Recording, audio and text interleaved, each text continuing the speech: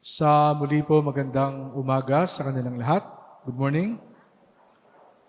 Part of growing up is dreaming for a bright future. We were taught to have ambitions in life. Some would dream to become teachers or doctors, lawyers, engineer, nurse, successful businessman, etc., etc., etc. These are all noble professions that we aspire. In our gospel today, it also mentions about God's dream for each and every one of us. And what is that dream? Nais po ng Diyos na maging dakila tayong lahat. But we must identify what kind of greatness do we aspire for. Bakit? Because there is greatness according to the standards of the world and also greatness according to the standards of the Lord and the gospel. Kaya kailangang mag-ingat. Anong uri ba ng kadakilaan ang gusto nating yakapin? Perfection can be considered greatness. Being always number one. Being the best in what we do. This is how greatness is viewed and measured by the world.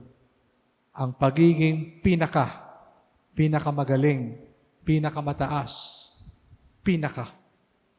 But by pursuing this kind of greatness, oftentimes we sacrifice what is more essential. Anong ibig kong sabihin? I remember a dialogue in a Tagalog movie that perhaps will summarize my first point. Sabi nung tatay sa kanyang anak habang sila ay nag-uusap, sa kagustuhan nating maging pinakamagaling, minsan nakakalimutan na natin ang maging mabuti. That's the danger of aspiring to be always number one. To be always at the pinnacle of success. Nakakalimutan ang pagiging mabuti. Jesus reminds us today, more than the perfection we dream, we need to aspire to be good. We need to aim always for goodness.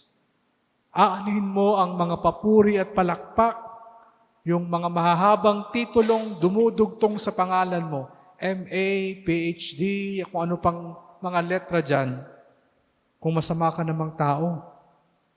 Aanin mo ang isang titulo, ang isang papuri, kung di ka naman marunong magpahalaga sa mga taong nakapaligid sa iyo. Aanin mo ang success sa iyong karir, kung wala ka nang uuwi ang pamilya, kasi wala ka ng oras sa kanila. Again, being good is to be willing to serve others. Readily available always, especially to those who are in need. Being good gives premium on relationship rather than on achievements and accolades. In the standards of the gospel, greatness is always connected with service. Maliwanag po ito ng sinabi ni Jesus, whoever wishes to be great among you will be your servant. Whoever wishes to be first among you will be the slave of all.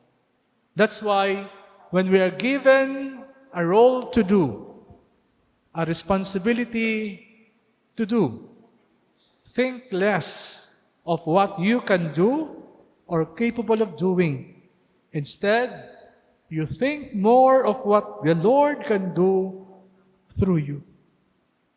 Ano bang pwedeng gawin ng Diyos sa pamagitan ng aking pagkatao? Minsan po, ang dami-dami nating gustong gawin. May tendency po tayong maging masipag. Wala pong masama doon. Kasi karamihan naman po sa ating intensyon ay mabuti. But at the end of the day, we also need to ask ourselves, ito ba talaga ang gustong ipagawa ng Diyos sa akin? O gusto ko lang? Kaya minsan po, nauubos yung energy natin at wala na tayong panghuhugutan pa ng lakas. Bakit? Kasi baka hindi naman yan ang gusto ng Diyos eh. Baka gusto mo lang yan. Remember, we are merely conduits of God's mercy and goodness. If we are able to give our talent, to share our talent, if we are able to help because we are capable of doing so, don't think that you are made great because of it. Tandaan mo, conduit ka lang, daanan ka lang ng biyaya. Hindi sa'yo namumula ang iyong galing. Hindi sa'yo nagmumula ang iyong talino. Daanan ka lang ng biyaya ng Diyos. Ano mang meron tayo, hindi naman talaga sa atin yan. Ano mang tulong na inaibabahagi natin, yan ay dahil ninais ng Diyos na gawin kanyang kasangkapan. Let us not forget that we are merely conduits of God's graces and goodness. And this brings me to my third and final point, that it is not the possession, but the disposition that matters most. When we are always aware of who we are before the Lord,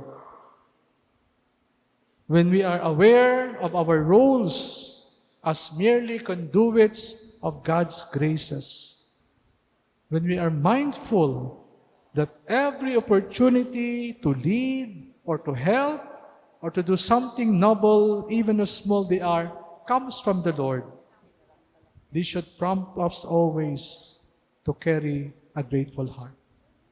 That is the disposition of a good steward. Ngayon po ay third Sunday, Stewardship Sunday. Sana po parati nating mapaalalahanan ng ating mga sarili sa pinakaunang-una pong kahalagahan ng pagiging mabuting katiwala, na lahat ay nagmula sa Panginoon. Wala tayong pagmamalaki sa Kanya.